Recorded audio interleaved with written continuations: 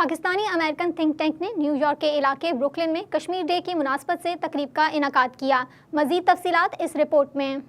New York کے علاقے Brooklyn میں پاکستانی امریکن تھنک ٹینک کے زیر اہتمام مقامی ریسٹورنٹ میں کشمیر ڈے کی تقریب منعقد کی گئی۔ تقریب کے مہمان خصوصی پاکستان سے آئے ہوئے معروف شاعر طاہر حنفی تھے۔ تقریب سے خطاب میں طاہر حنفی کا کہنا تھا کہ کشمیر پاکستان کی شہرگ ہے اور کوئی بھی پاکستانی کشمیر کے بارے میں بات کرنا ترک نہیں کر سکتا۔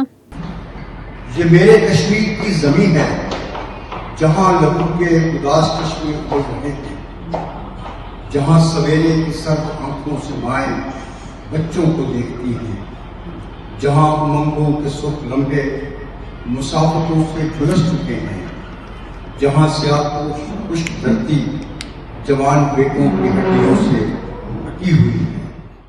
اس موقع پر پاکستانی امریکن تھنک ٹینک کے روح رواں راجہ رزاق نے کہا کہ زیر قبضہ علاقے میں G20 کانفرنس کا انعقاد ایک نہایت غلط اقدام ہے، جبکہ تنظیم کی general secretary Farida Bibi کا کہنا تھا کہ کشمیر ایک ایسا خطہ ہے جسے جنت کہا جاتا ہے، لیکن بھارتی ظلم و ستم کے باعث کشمیر دوزخ کا منظر پیش کر رہا ہے۔ وہاں پہ دنیا جا کے G20 کی کانفرنس کرے تو دنیا کو ہم کس طریقے سے یہ بادر کروائے کہ یہ آپ کتنا ایک غلط اقدام کر رہے ہیں، تو اس پہ بھی ہم نے ایک بات کر رہی ہے۔ کشمیر وہ خطہ ہے جس سے ہم کبھی ایرانی صغیر کہتے تھے، کبھی ہم اسے جنت کی نظیر کہتے تھے، لیکن انڈیا کے ظلم و ستم نے اسے کسی دوزخ سے کم نہیں بنایا ہوا۔ کشمیر کے لوگوں کے لیے وہ ایک دوزخ کی مانند آج جل بھی رہا ہے، وہاں پہ ظلم و ستم بھی ہو رہے ہیں۔ ہمارے بچے، ہماری مائیں، ہماری بہنیں، ہماری بیٹیوں کے ساتھ جو سلوک ہو رہا ہے، ہمارے نوجوانوں کے ساتھ جو ظلم و جبر ہو رہا ہے، اس پہ ہم جتنی بھی بات کریں کم ہے، جتنا بھی ہم اس پہ اپنا احتجاج کریں وہ کم ہے، اور ہمیں یہ آواز اس وقت تک بلند رکھنی ہے جب تک کشمیر کو آزادی نہیں مل جاتی۔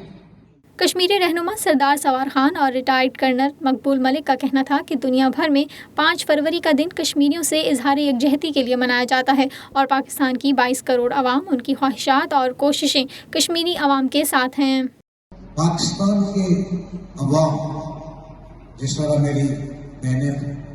بات کر رہی تھی، کہ پاکستان کے لوگ جو ہیں 22 کروڑ لوگ جو ہیں وہ کشمیریوں کے ساتھ ہیں۔ کیٹلسٹ نے سے کہ جنہوں نے ساری کشمیری موومنٹ نو بھی آبیاری کی،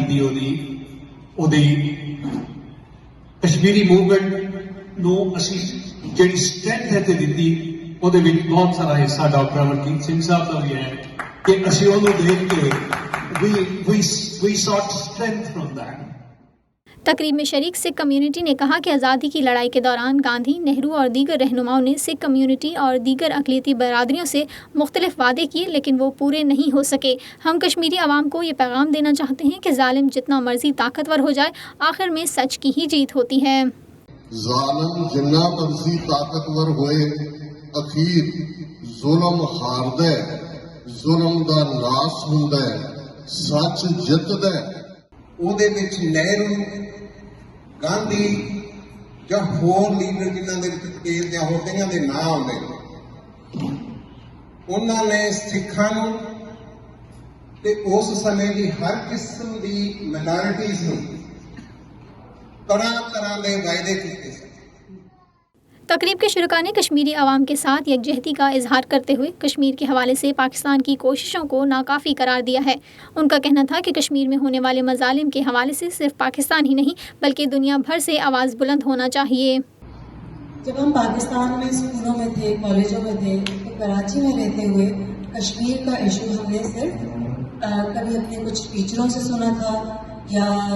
ٹی وی وغیرہ پہ دیکھ لیا تھا، تو ایز اے اسٹوڈنٹ مجھے لگا ہماری کشمیر سے ریلیٹیبلٹی وہ نہیں تھی، کیونکہ کشمیری شاید کراچی میں اتنے تعداد میں موجود نہیں تھے۔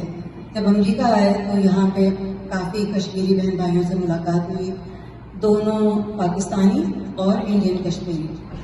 اور ان کی جب پرسنل حالات واقعات سنے تو اندازہ ہوا کہ واقعی یہ جو ورلڈ ایشو مانا جاتا ہے یہ واقعی کوئی بہت بڑا ایشو ہے، جس میں ہم لوگوں کو as a community as a nation جو پاکستانی امریکنز یہاں ہیں سب کو اس کے لیے آواز بلند کرنی چاہیے۔ تقریب کے منتظمین نے تقریب میں شرکت پر مہمان خصوصی اور دیگر شرکاء کا شکریہ ادا کیا۔